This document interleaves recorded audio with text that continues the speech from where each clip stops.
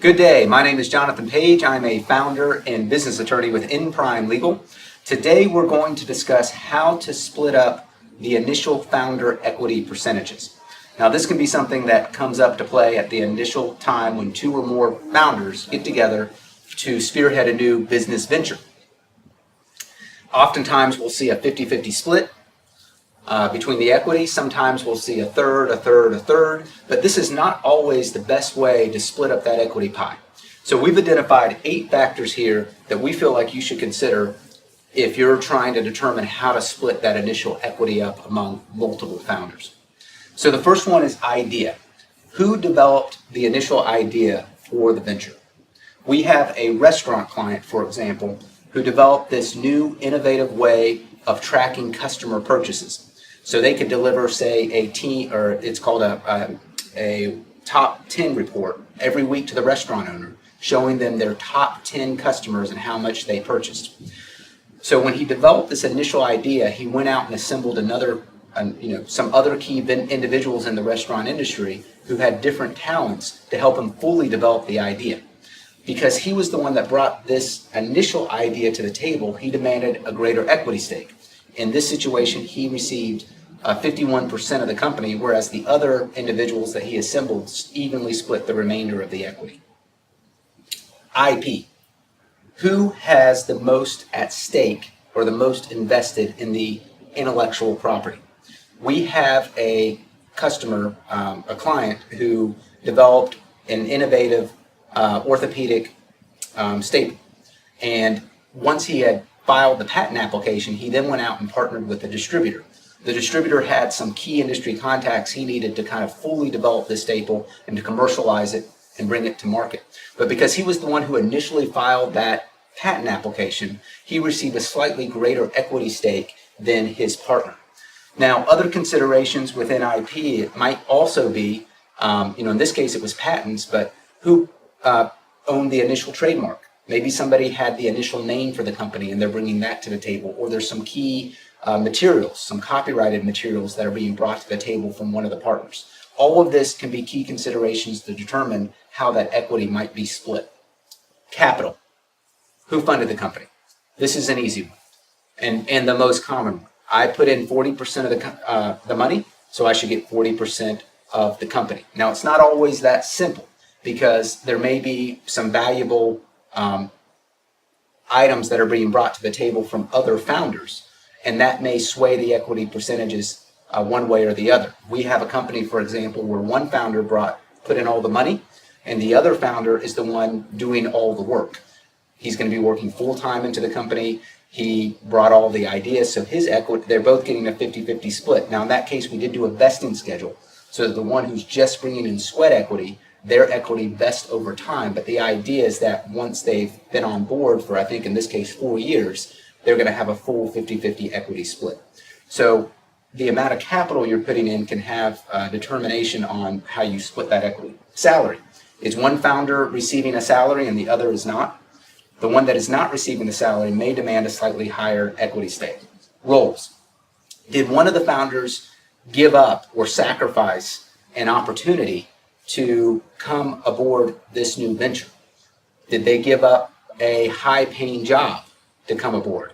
Did they give up a short-term lucrative opportunity and give up that opportunity so that they could focus their time on this venture?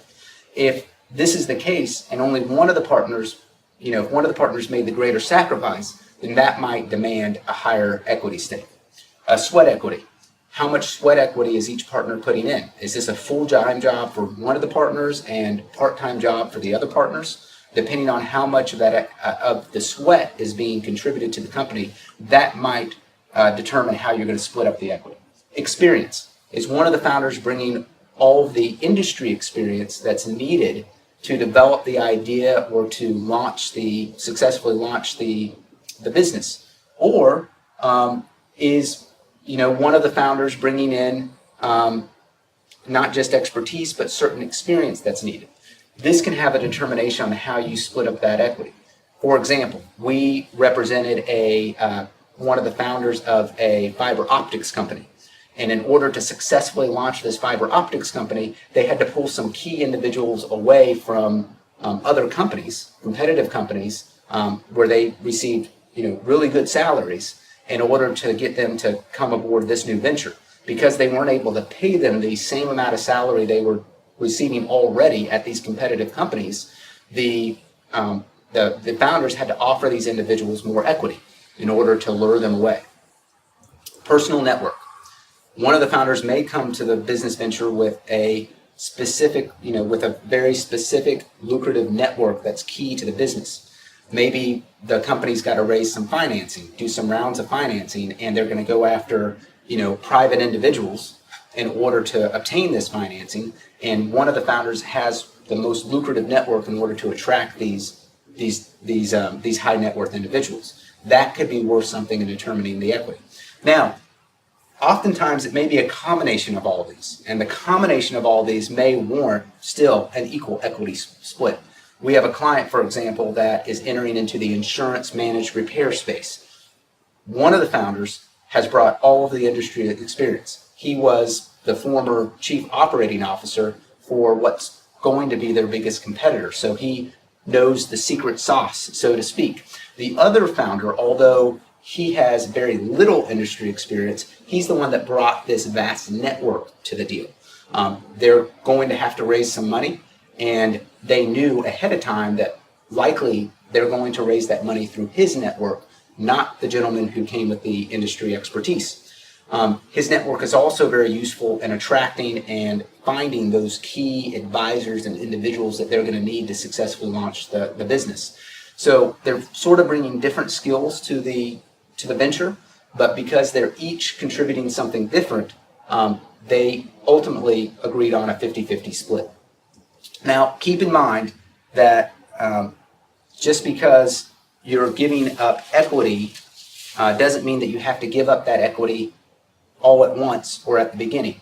Again, I mentioned vesting schedules. Vesting schedules can be a really key tool to ensure that the founder is committed to the cause and makes her contribution that is expected of her. And so oftentimes you might put in, especially if the founder is only contributing sweat equity, no money. And oftentimes this vesting schedule will be time specific. So once the founder's involved with the organization for 4 years, then they get fully vested. Or sometimes it might be milestone based. Once the founder has, once they've raised X number of dollars, the founder gets this additional equity percentage. Once they have fully launched the product, then that may be a milestone to get additional equity in the company. We have also developed a new Venture Scorecard. This scorecard outlines many of the key legal items that new founders of new ventures should stay on top of.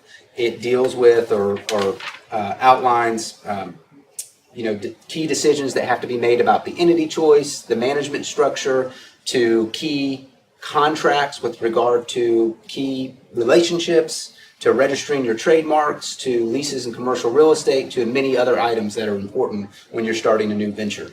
This scorecard, as well as others, are available on our website at www.inprimelegal.com/scorecards. Also, if you look at the description underneath this video, there will be a link. And that link should take you to an article that summarizes the information that we discussed today.